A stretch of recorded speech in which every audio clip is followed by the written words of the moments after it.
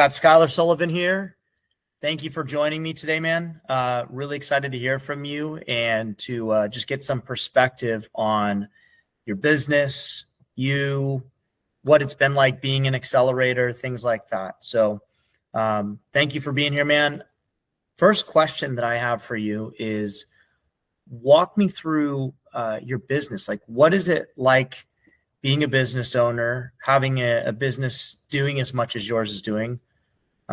Walk me through how much your business is doing and what your staffing looks like. Okay, cool.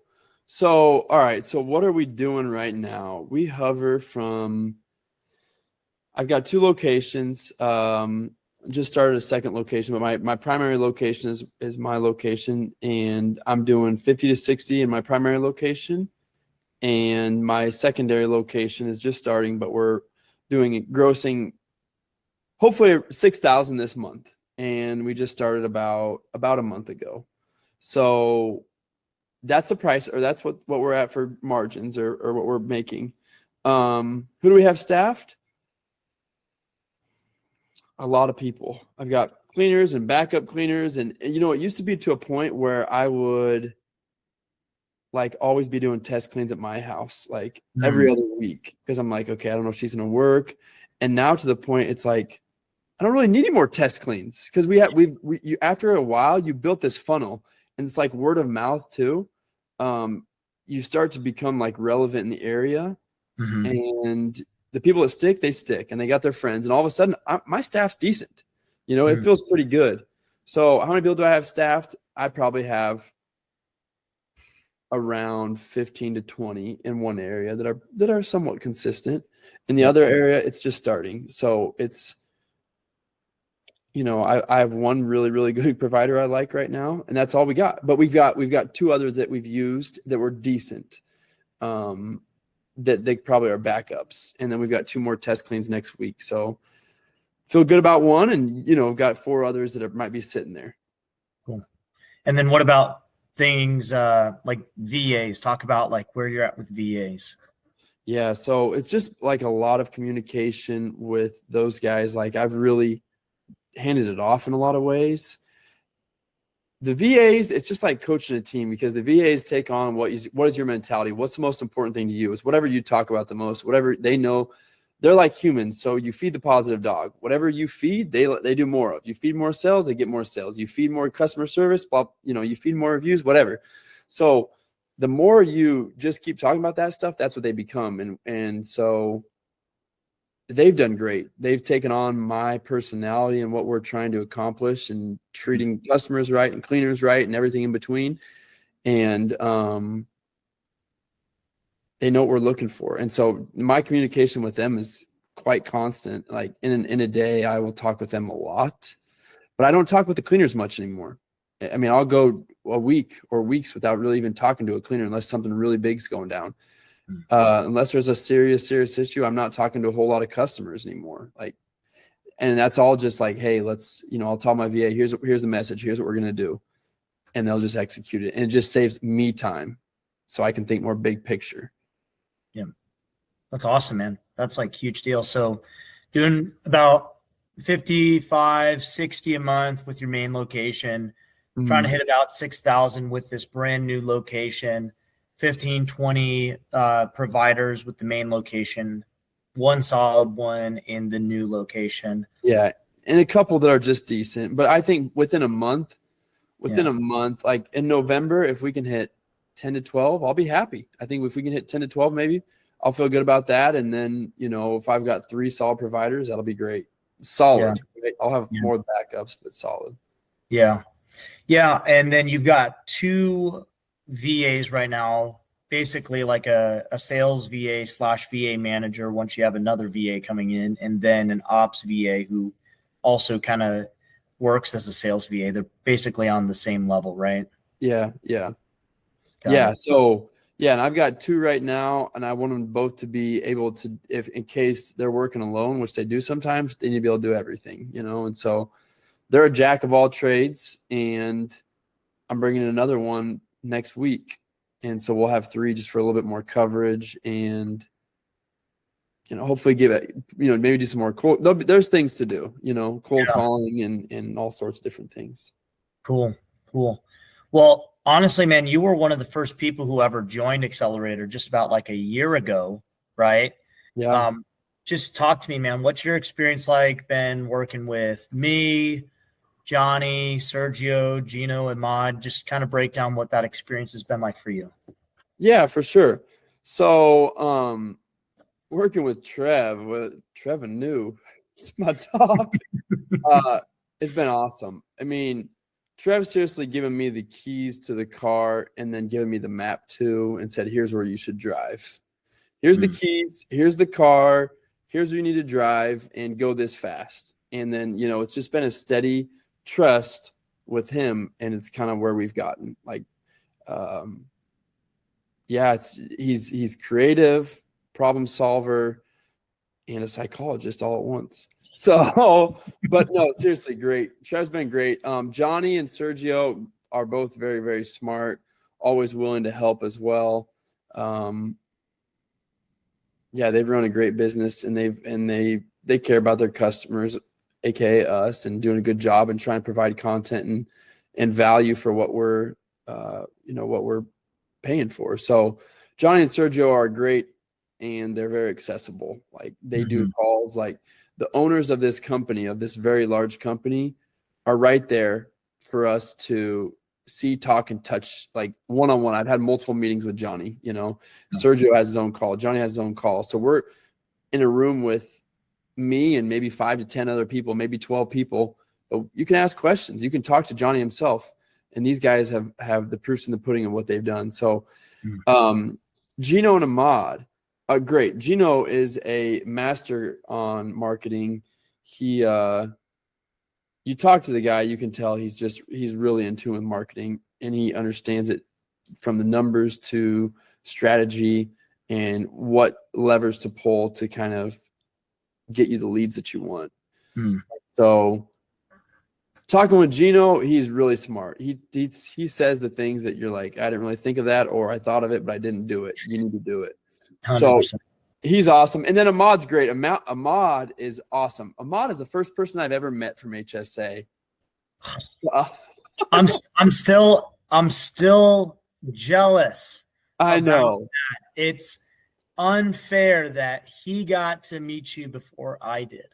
I'm just throwing it out there on record. I'm still salty about it, okay? I know. Trev, we've known each other. We've talked to each other every week and probably more like every other day. We probably don't go 3 days without talking for over a year. Over a year. So if you want, Trev's been with me every step of the way, so it's been awesome. But Ahmad's been great. Ahmad is very, very intelligent in sales and what to say to customers to play on their emotional states to get a sale. That's what sales is emotions, and also, selling value and solving a problem. It's not schemey or slimy, what some people think it is. It's building a relationship and selling a solution. So Ahmad knows it really, really well. He's a master at it, and he's not afraid to tell you the truth, even if it might hurt your feelings a little bit. He's going to tell you the truth. So you'll walk out knowing where you are and what you need to do to correct that too. Yeah. That's good, man. That's awesome. Appreciate the kind words. If there were, and it's probably hard to sum up, but what would you say has been the most impactful thing, most impactful part about being an Accelerator? Yeah. For me, well, what's been awesome is the start with the accessibility for me to for the coaching and almost immediate. I mean, it's like for the coaching and an almost immediate response of like, how do you handle this situation? How do you handle this problem? What should I do here? How much should I charge? Should I take X percent? All these different questions that come up that you're really not totally sure. But you can ask an expert in the field and they'll tell you, you should do this. And you can walk away from a problem, not really, because as an entrepreneur, there's so many times where it's easy to second guess yourself. You're like, is this the right thing to do? And sometimes you're like, I don't think it's the right thing to do, but I want to do it. And you ask somebody like, no, you need to do this, right? But talking with really Trev and anybody else in Accelerator or the coaches has been extremely valuable. So I would say the accessibility with the coaches and Trev, and then even one-on-one meeting time to just go over anything and everything. Accessibility, one-on-one meeting time, the calls, like there's multiple calls every day. I think those are really valuable. And the content that's in those calls, whether, and usually there's always a recording if you can't make it, if you have a job or if you have other things you have to be at, and the documents that come from it, because it's not like you miss it, you don't get it. No, you can still take advantage and get all the resources, which are going to, in some cases, it can add $5, $10, $15, $20,000 to your business. Yeah. So the most impactful part, the people, the content, the accessibility. Yeah. Cool. Love it, dude. If you had advice for anybody that is just starting in Accelerator, they've just began the journey, what advice do you have for them? Yes. Well, it's a loaded question, eh? Yeah. What advice would I give somebody who's just joining Accelerator? Take advantage of it. First off, you have everything at your fingertips. The first thing I'd say is just so maybe cliche, but okay, you have all this information at your fingertips. Don't let it slip away. It's here. It's here now. On top of that is okay, you have all those things I just talked about, the coaching and the substance, right? The coaching, the content. Don't forget you got the people. You've now just surrounded yourself with a team of people who are like-minded as you and want to build a big-time business. And so it's not a competitive thing. Everybody's in different areas anyways. And so you can text or call somebody or message them through school and say, hey, got a question for you. What might you do here? And so now you've built this network with somebody that you can have forever, and you guys can, put ideas off each other for forever. So take advantage of the calls, right? Take advantage of the content, take advantage of trying to build whatever you're trying to build and get to whatever you're trying to do. And then make relationships with people, make relationships. Good. That's awesome, man. Yeah. I mean, I know that you were just talking with Tommy Lee, literally today, I think it was. Today, yeah. And then you've had good conversations with Jazz Bader. I mean, you guys are all freaking rock stars, to say the least. Yes. I've got 6 to 8 people in school who on my Slack channel that we can talk with each other with snap of fingers, and we just talk every once in a while, Yeah. Dude, that's so good. Yeah, you surround yourself with people who are ambitious, who want to be the best. It's inevitable. You're going to end up being like those people. Yeah. Right. Yeah, and that's exactly. that's probably even one of the other things about, I'd say, Accelerator is, if you think of sports or you think of even boxing or MMA, you hear the term, you got somebody in your corner, right? You're going into battle, right? You're about to go in and fight. You want to have the best people in your corner. You want to have the best coaches on the baseball field, on the basketball court, right? Right. Football field, man. You hear about the coach being one of the most important people that dictates the success or lack thereof for any type of team. And I can't help but feel the same way about business and who you're having coach you or consult you. So I completely agree. As I used to be in college coaching, we used to ask our players, just for social media purposes and whatnot, why did you choose this university? And 90+% would say because the coaching staff. And if the 10% that didn't, that'd be reason number 2. It might be because number 1's home and number 2 is the coaching staff. But it's always the coaches, because relationships are always the most important thing. Yeah. Trustworthy relationships with people you trust who can help take you to the next level, in business, sports, and life. That's so good, man. What's been the most challenging part about scaling your business? Oh yeah. You think you can just copy paste sometimes, but it doesn't really work like that. Really, it doesn't, because every location and every situation has different hurdles that you may not encounter otherwise. So maybe there is a point. Yeah, you can copy paste, but it's not exact. It's just not the exact same thing, because it's like it's in a way it's a pyramid. Like you copy paste, but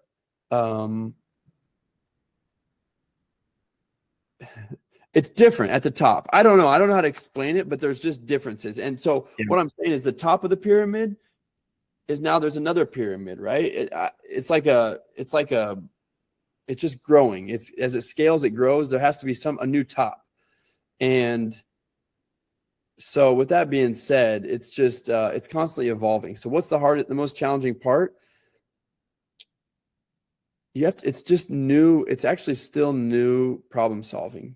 And that's what business really is, in my opinion. And the cleaning business, what we're doing, it's just solving different problems, because to keep everybody happy long term, you have to push different buttons, Yeah.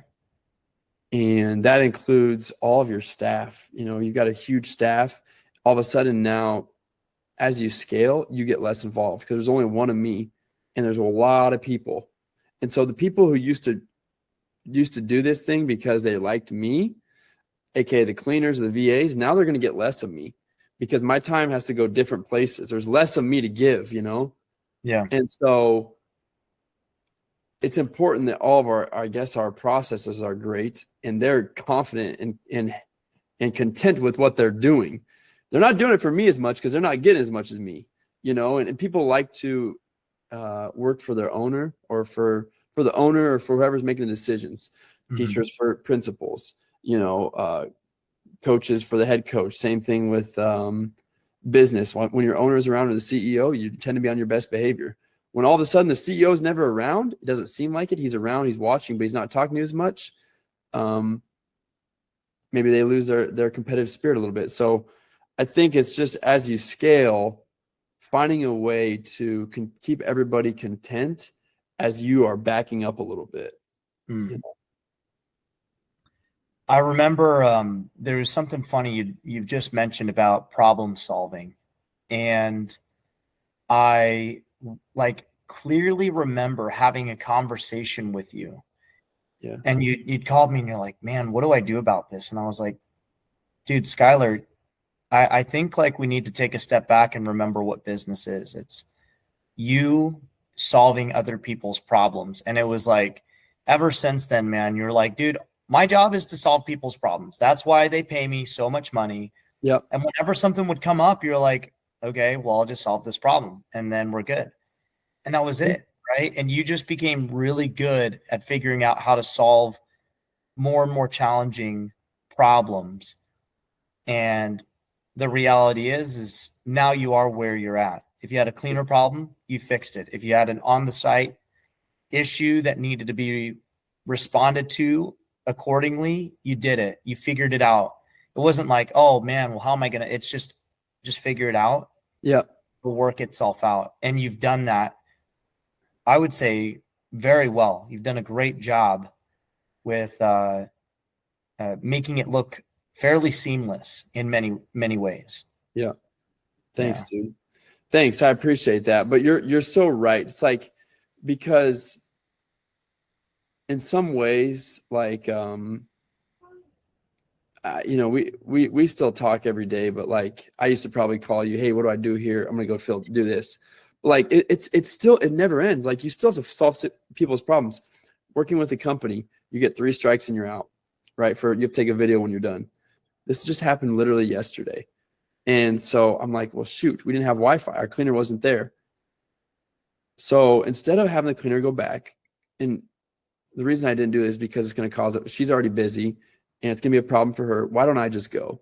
It's going to save us a strike, and it's going to be 20 minutes of my time. Just go there, take the video myself with my Wi-Fi or my hotspot or whatever, and get it done. Stuff like that. Same thing happens, an unhappy customer on a clean.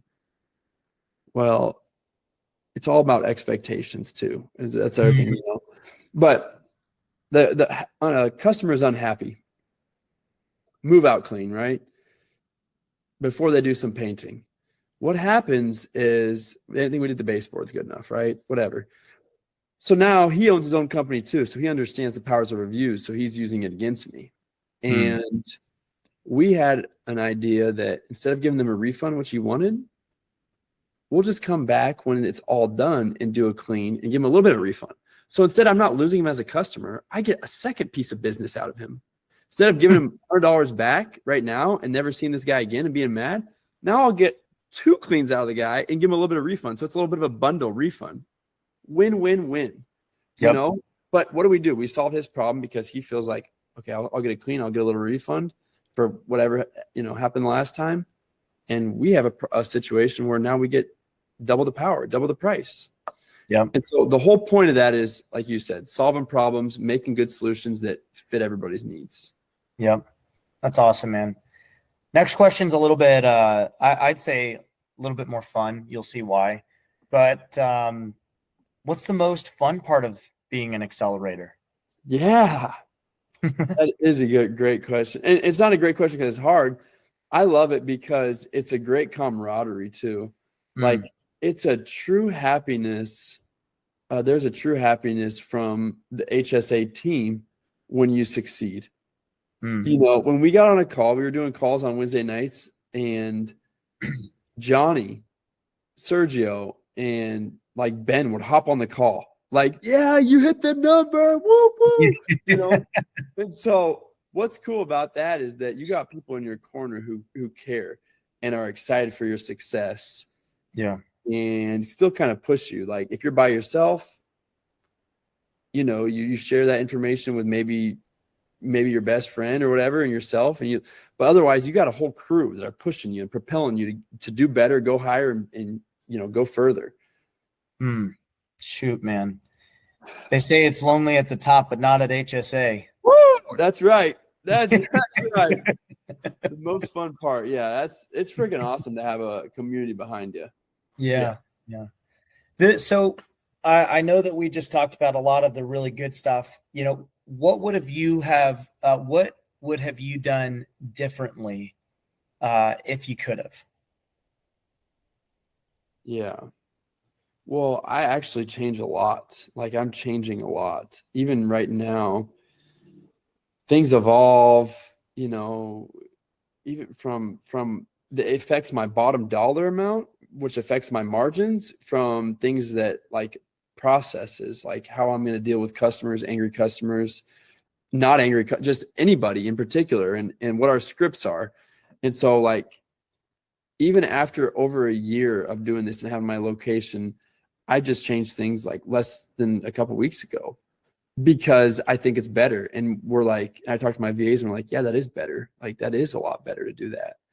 And that information came from HSA, talking with Trev in our weekly calls, and like, hey, I talked with this guy and they did this and it works really good for them. Maybe you should try it. And then we try it, and I talked to my VAs about it. And like, yeah, that is better. I think that is going to stop. Instead of us having 4% of our cleans go negative, now we're going to have 1, or whatever it is. But it makes things better. It makes us tighten things up. So what do I wish I would have done differently? There's a lot of things. If I could go and change things, I probably would change a lot of things. Do you want me to kind of like, you know what? And maybe I can even ask it like this. Not necessarily operationally, but maybe something that you would have done differently throughout the coaching process. Throughout the coaching process. I get it, man. You're on the money with always listening, but I'm curious, is there anything maybe even within yourself that has changed that you wish would have been there a little bit earlier? Yeah, for sure.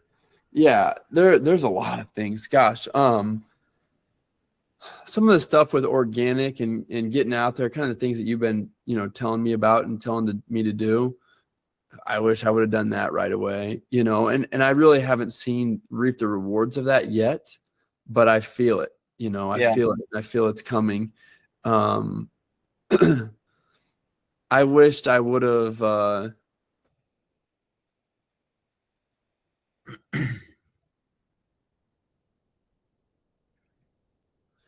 don't, it feels like a lot, like scripts, like, I've gained new knowledge and I've implemented it. I don't know. Sometimes I can be slow to change. Would you say that, Trev, or not? You know, I wouldn't say that you're slow to change. I think that you are kind of like a bulldog in a certain way. You're really headstrong and you can be aggressive in some of the best ways possible, Yeah. right? And I think that comes with this like almost athlete mentality, right? Like a pro athlete mentality where you almost get tunnel vision, and sometimes I got to go and just shake you a Yeah. little bit and say, "Nope, hold on, just Yeah. hold up." That's how I would explain maybe the change is that um, you're pretty ferocious. You just go for it. Whenever you see something that you want, you go for it, and then you just need a little bit of redirection. Um, that's how I would put it personally. I Yeah. would hope that makes sense, and maybe you may see it that way, maybe not. Yeah. I feel you. I absolutely do. Um, Completely agree. Because like I would completely agree. What I wish I would have done differently. Yeah, there's some things I wish I would have done differently earlier, new methodology, stuff like that. Um, and everybody's got their own things, because everybody, even though HSA gives you a template for how to do it, everybody adds their own spin to it, how they want to do things. And so there's Yeah. no two businesses that are alike. Yeah. I mean, they can be kind of alike, but they're still different, Yeah. and in a lot of processes. And so who you are and what you tell your VAs and what you tell your cleaners is your culture, and your culture then goes to the customer, and that customer feels a certain type of way, which equals if they're going to come back to you or tell their friends, Yeah. or leave That's you a good or bad review. Yeah. Yeah. And you're at what, 130 something reviews, 5-star reviews now? Yep. Yeah. Yep. We're at 5-star review machine over here, which is freaking awesome. Yeah. Almost done here. So, and I know you're going to love this question in particular because you preach this to me all the time. Yeah. But how do you manage your time and stress? Yes. Great call. That's something I probably could have done a little bit better earlier too. And I still let it bother me because I think about this business or these businesses all the time. Like it can kind of consume me. And so a lot of days, sometimes, and that's just the way I am. Like I'll get a headache at the end of the day. It's a stress headache at the end of the day because you're thinking about so many darn things, It's not a bad thing, but how do you manage it? Well, now as you get old, as you like see the problems and that like, look, this is part of the process, part of the process is not everything's going to be perfect. And so with that, I have a better understanding of what to expect. So now my expectations are probably more on par with where they need to be. And how do I manage it? Well, for me, daily I work out and, try and work out, right? That's what I do. I try and work out, and that helps me just to make it feel like, okay, I won the day. At least I did something for myself. I invested in myself. I work out. I try to sleep, but if I don't sleep, it's because I'm, looking at this stuff. But I don't try and do too frivolous things and stay up too late for no reason. But try and live a healthy lifestyle as much as I can. I don't really, personally, I don't really go out to eat ever. Just not my thing. And so I pretty much just cook all my food. I try and keep it clean and eat right, work out, manage the stress, and try and get as much sleep as I can every few days, Go watch some sports and Great. go to a bunch of concerts. True. That's so true, Trev. And if you compare me with other people, maybe I live just a completely normal life as everybody, but I feel like I'm always on the move. Like, I don't want my life or my cleaning company to take away from people, right? Because like the whole idea of this is to give us freedom. But if I let this thing consume me to where I can't even like hang out with the people I want or enjoy the money that it brings me or the people or the foundation, then it's a waste, because I have all this money to my name, but it doesn't mean anything. And so when I have a chance to see family, uncle, cousins, watch their games or work, I'm like, all right, well, yeah, I love to work, but the whole idea of this is to do this, is to go see these people. And so, let's do it. Let's do it. Let's live. Oh, we're going to go take a trip. Let's go. Let's go see this. You know what I mean? Whatever we have to do, because I don't want this job to affect me and where I can't enjoy my life. You can do both, though. There's a balance. So you can do both. I think you just have to manage time and prioritize. Yeah, 100%. This is a super fun question, but you ever felt like giving up or thought about it? Yeah. I probably have said, I don't say it a whole lot, but I've said it a handful of times. Mostly when I'm around when I'm around some family and I got people calling me, I'm like, give this damn thing up. This is annoying. And they're like, really? I'm like, my mom's like, no, I'm not. But it does drive me nuts sometimes. Like, there's different times where I'm like, yeah, I thought about it. And I'll never forget, I had just started with one of my primary location, and you go through the growing pains of finding good cleaners and trying to meet the customer. And you're just trying to throw somebody at it and hope they do a good job, and that was a growing pain, because I wasn't doing things perfectly the right way. I was just trying to make the money. And so I had a couple bad calls from customers. They weren't happy. And so I'll never forget, Lexi was like, you can just quit. Lexi just like, you can just quit. Like, it's okay. Like, nobody's going to be mad at you. You don't need to keep doing this. Because she could see that it was driving me nuts. And I'm like, I'm not quitting. I'm going to make this damn thing work. I've already told everybody that I've told people in my heart and in my mind, I'm going to make this thing work. And so I'm not going to fail. I'm not going to fail. Don't say that to me. I'm not quitting. I don't care what it takes. There's a way. And so, have I thought about giving up? Yes. But everybody thinks about giving up, because when you hit any sort of, have we ever thought about quitting our job? Yeah. Have we ever thought about quitting the team? Yeah. Does it mean we want to? We're going to? No. But yeah, there's low points too. And you just got to pick yourself up and keep on moving forward. The adversity makes it fun in some ways too. Oh, dude, 100%. What's crazy is I was just thinking, I just saw Jordan Peterson had just released something talking about how your feelings are not reality. And I would say that just the majority of people in life in general, right? We're all going to face adversity. And if we can realize that our feelings in the current moment are not always are not necessarily our reality. Yeah. We would be a lot more level-headed, right? We would respond instead of react, right? Yeah. And I tell that to anybody that comes into Accelerator, is that you have to become a master of response, not reaction. Because, dude, your emotions will get to you. Your circumstance will get to you. And if you let it overtake your decision-making, game over, man. Yep. Right. But if you would have, if you didn't do that, if you didn't become greater at responding, overreacting, you wouldn't have made it this far. Right. Right. That's a testament to how self-controlled you've been. Yeah. Yeah. You know what, Trev? I'm sure you remember this time when I was dealing with a cleaner who I think she had some issues in her past with drugs of some sort. Who knows? And it might have affected her long term. And I was letting this lady really get under my skin with her texting and what she was saying. And I'm trying to unscrabble what she was even telling me.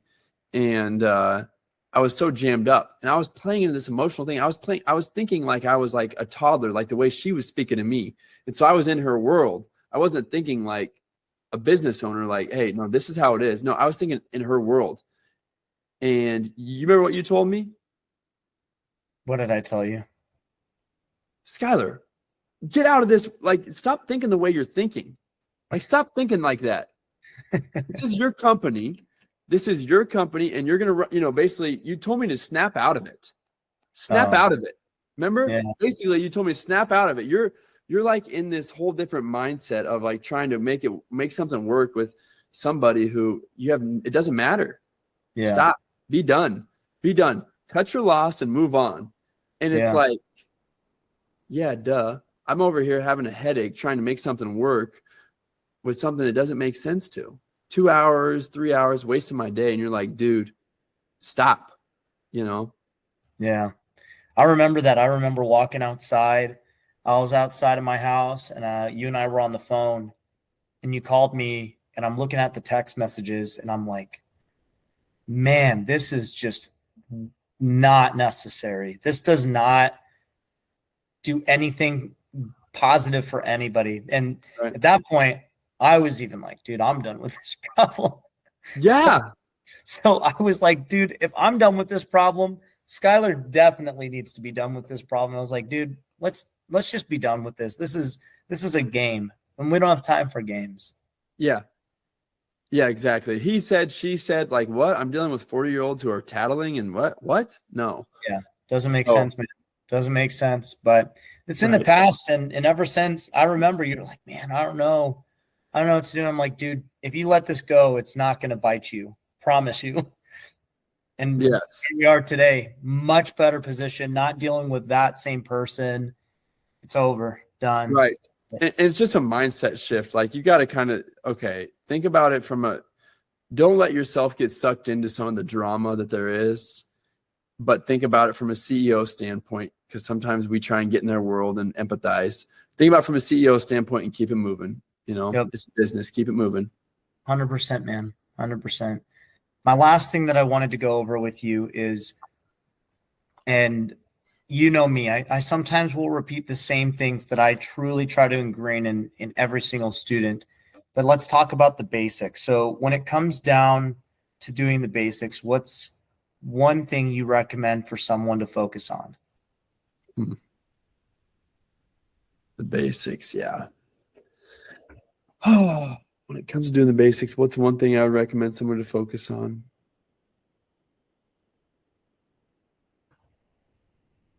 Well, it seems, I mean, just like so cliche. Be present, be consistent. I mean, people will always say answer the phone. Yeah, that's great too. But like, if you can just be engaged and show up daily, I would say consistency and showing up daily. Like, it's easy to want to take a day off.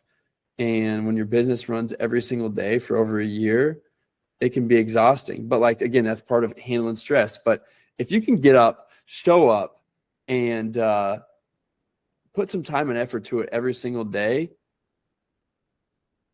make sure you're a little bit organized, make sure things are going okay, then you can do it. You can do it. Marketing, like, that's its own thing. Sales, that's its own thing. Operations, those are all like counter byproducts of the bigger picture of just like showing up, being engaged, doing what needs to be done. Yeah, we can all procrastinate sometimes, we can procrastinate, but show up, freaking show up and do what needs to be done. It doesn't mean you have to build Rome in a day. It just means do the big task. 80-20 rule. You know the 80-20 rule, right, Trev? 100%. Yeah. 80% of what you, 20% is of what you do results in 80% of what happens. Exactly. Yeah. Exactly. 80% of results come from 20% doing. That's all I always say. Either way, but dude, that was awesome. I really appreciate your time going through this. I'm sure that anybody and everyone who hears this is going to get a ton of value. Any last thoughts? Anything? It was kind of broad. Things were somewhat broad, but at the end of the day, it's a mindset. Like there's so many little strategies we can go into, and you'll learn. Like everybody who does the Accelerator program will learn the strategies. Yeah. If you just show up, if you do talk with HSA and figure out, okay, here's the little strategies, then you can do that. That's the easy part. But like having the mindset, showing up every day, keep on grinding, dealing with problems, because there's going to be problems and headaches. and there's going to be some laughs and great times too. But the whole idea is just like showing up, I think, and having the mindset for how to accomplish things. That's the big picture. I really think like answering the phone and saying what we're going to say to a customer, that's like kind of minute, right? I mean, that's small picture. We're thinking big picture here. That's what this call has been about. Mindset, big picture, in my opinion. 100%. Love it, man. Thank you again. My pleasure. Thanks, Trev.